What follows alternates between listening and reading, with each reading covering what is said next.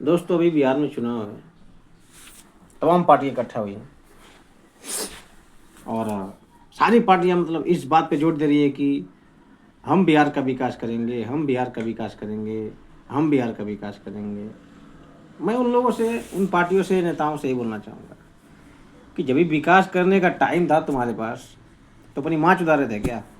सीधी सीधी बातों में और एक कठोर शब्दों में ये बोलता, अपनी माँ चुदा रहे थे क्या जब विकास करने का टाइम था? तब तो बड़ी बड़ी गाड़ियों में घूमते थे, अपना काम निकाला, अपना पैसा कमाया, दबाया बहन चोदा। जब चुनाव का टाइम आया तब तुमको मतलब विकास का याद आने लगा।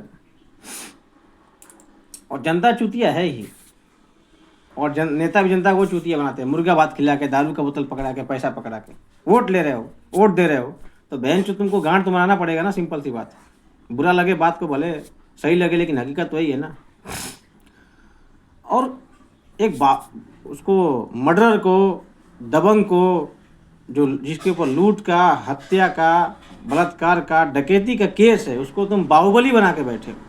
बाहुबली मतलब जाति का संज्ञा देके, हमारे जाति का है, हमारे धर्म का है, तो उसको जाति संज्ञा, धर्म का संज्ञा देके उसको बाहुबली बना के बैठे हो, उसको मनमड़ बना के बैठे हो।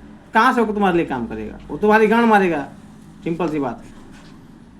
तो जाति धर्म से, समाज से ऊपर उठ के आदमी को चुनो जो तुम्हारे लिए काम करे, तब जाकर तुम्हारा डेवलपमेंट होगा, वरना डेवलपमेंट नहीं होने वाला है। और मैं सरकार से भी यही बोलना चाहूँगा, कानून व्यवस्था से, कि आपकी जो है कानूनी कार्रवाई कहाँ रुक जाती है।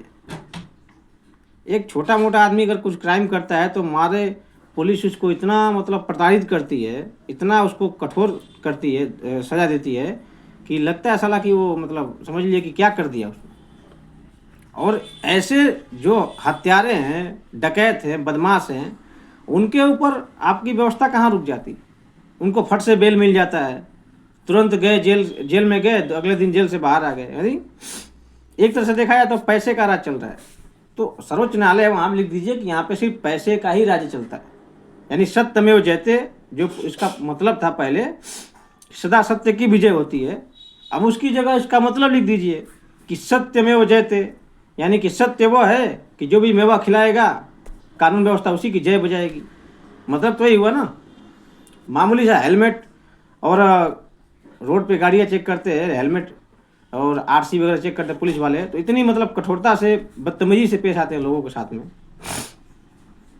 लेकिन वहाँ पे कानून व्यवस्था कहाँ चली जाती है जब ऐसे अपराधियों की बात होती है? तो कानून व्यवस्था गायब हो जाती है, न्यायालय भी गायब हो जाता है, मतलब सब लोग इनके नतमस्तक हो जाते हैं। यानी कि ये समाज को ये सूचना दे रहे हैं कि आप भी ऐसा बन जाओ तो आपके साथ न्याय व्यवस्था अच्छे से व्यवहार करेगी। कहने का मतलब यही है, और दूसरी कोई बात नहीं है। और मतलब देखा जाए तो यूपी और बिहार पूरे देश में पिछड़ा हुआ राज्य है। यूपी का सीएम कहीं भाषण देगा तो क्या बोलेगा?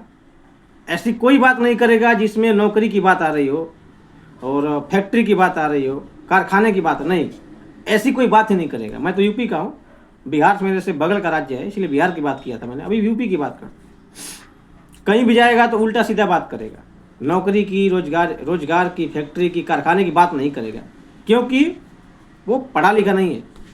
नाम के उसके पास डिग्री है, लेकिन उसका दिमाग जो है नौकरी चाकरी पे काम। उसके राज्य का आदमी बाहर जाकर नौकरी कर रहा है, 2200 किलोमीटर दूर, अपने परिवार से अलग है, इस बात की चिंता उसको नहीं है।